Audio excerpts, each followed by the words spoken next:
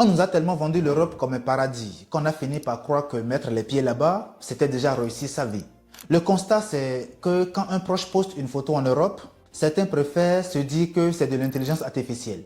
Parce que si c'est vrai, ça veut dire qu'il a avancé pendant que nous, on est resté sur place. Mais la réalité, elle est tout autre. L'Europe n'est pas plus facile que l'Afrique. La seule différence se joue sur 4 points essentiels.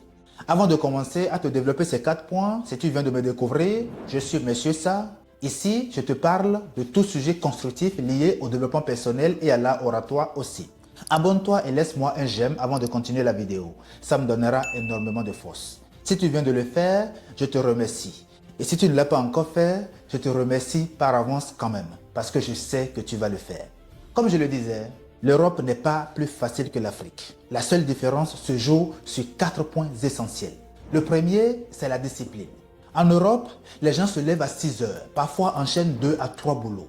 Ceux qui en Afrique travaillaient de 10 heures à 17 heures et passaient toute leur soirée sur les réseaux, ici ils n'ont pas le choix. C'est travail ou rien.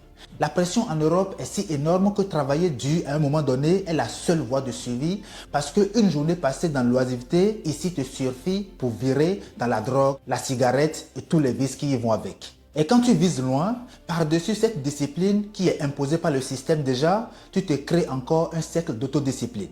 Tu établis des projets personnels sur lesquels tu travailles. Parce qu'à un moment donné, tu découvres un système qui est complètement à l'opposé de celui que tu as quitté, qui te fascine sur bon nombre de points, mais que tu n'as pas envie de subir toute ta vie. Il y a donc une certaine prise de conscience. On se dit, je me bats pendant tel nombre d'années. Je vais réaliser telle et telle chose. Puis après, je me casse ou je fais autre chose, ou même vivre à un rythme moins contraignant. Il faut reconnaître qu'il y a plus de facilité ou d'opportunités ici que chez nous en Afrique. Mais croyez-moi, il faut être venu de l'Afrique pour voir ces opportunités. Pour ceux qui sont nés ici, c'est une évidence. Ça ne les étonne guère, c'est normal. Par contre, pour nous qui venons d'ailleurs, d'endroits moins favorisés, c'est vraiment un avantage considérable à exploiter.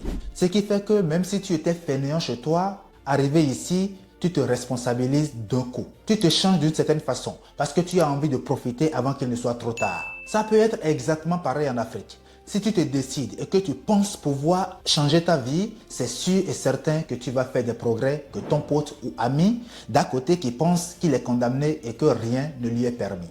Finalement, on se demande, qu'est-ce qui fait la différence? L'endroit où l'on est ou la conception qu'on a de cet endroit? Ça peut être les deux, mais une chose est évidente. On peut réussir n'importe où sur cette terre.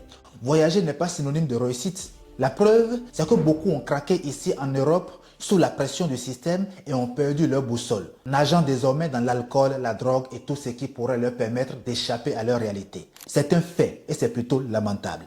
La deuxième chose qui fait la différence en Europe, c'est la monnaie. Vous savez, 1000 euros gagnés en Europe, ça pèse lourd quand tu reviens en Afrique. Ça fait 650 000 francs CFA. Mais prends ces 650 000 en Europe et ça ne vaut même pas 1000 euros. C'est ce décalage qui entretient le mythe qu'en Europe, c'est mieux. Cette différence monétaire entraîne les jeunes dans une erreur lamentable. On pense que 1000 euros en Afrique a la même valeur en Europe.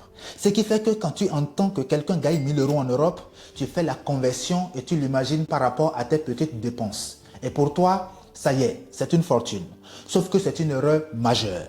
En Afrique, tu peux payer un loyer à 100 euros et c'est déjà une très bonne affaire. En Europe, c'est à partir de 600 euros au moins si tu veux vivre un peu confortablement. Donc 6 fois plus que ce qu'il y a en Afrique. C'est pareil pour le manger, le déplacement, le loisir et bien d'autres choses. On voit donc clairement que les dépenses sont proportionnelles à l'argent qu'on gagne. Ne vous mettez pas dans la tête qu'on va vivre en Afrique avec ce qu'on gagne en Europe ou en France. Si on pouvait le faire, ce serait génial. Mais malheureusement, ce n'est pas le cas. On peut économiser tout de même, ça il faut l'avouer. Mais gagner 1500 euros le mois en Europe, c'est exactement comme gagner 200 000 francs CFA par mois en Afrique. Je suis ouvert au débat pour qui n'est pas d'accord avec moi. La troisième chose, c'est le système. Quand je parle de système, je parle d'organisation et de structure sociale.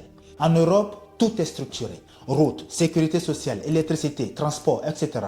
Rien n'est tombé du ciel. Ça vient de décennies d'impôts, de sacrifices et d'organisation. Chez nous en Afrique, beaucoup de choses reposent encore sur un système assez défectueux. Tout doit être géré par les gouvernements qui eux aussi sont corrompus, très peu soucieux du bien-être des citoyens. Le constat que j'ai fait ici est alarmant quand je pense à nous, notre mode de fonctionnement. Quand une route ou une partie de route est défectueuse ici en France par exemple, le lendemain, il y a des gens qui viennent la réparer. Chaque été, il y a des travaux dans presque toutes les villes en France pour réparer les infrastructures défectueuses, que ce soit les chemins de fer, les voies de tramway et autres. Pendant ce temps, les routes chez nous se dégradent de jour en jour et personne n'en parle. Cela va même jusqu'à produire des accidents mortels pendant très longtemps avant qu'un gouvernement assez généreux n'arrive et la répare. Et ceci pour encore des raisons populistes, visiblement pour préparer son prochain mandat. Les qualités des infrastructures, on en parle, c'est encore autre chose. Mais tout ça, ça peut changer si on décide d'y mettre le même effort collectif que les gens que nous envions ici en Europe. La quatrième et dernière chose, c'est la mentalité. Il y a une anecdote assez célèbre qui explique parfaitement cet état de choses. Si on met 10 personnes ensemble en Europe, 9 sont idiotes et la 10e, un génie.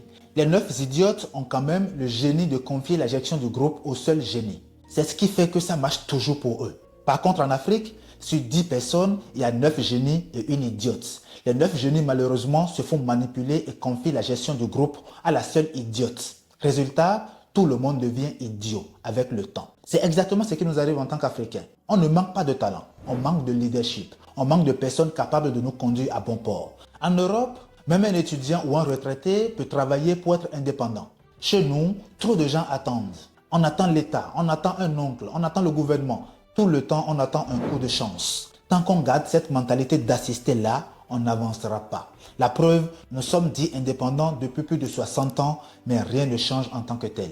Il est peut-être temps de réfléchir un peu pour bouger les choses. La vraie différence n'est donc pas l'Europe contre l'Afrique, mais plutôt la discipline, la monnaie, le système et surtout la mentalité.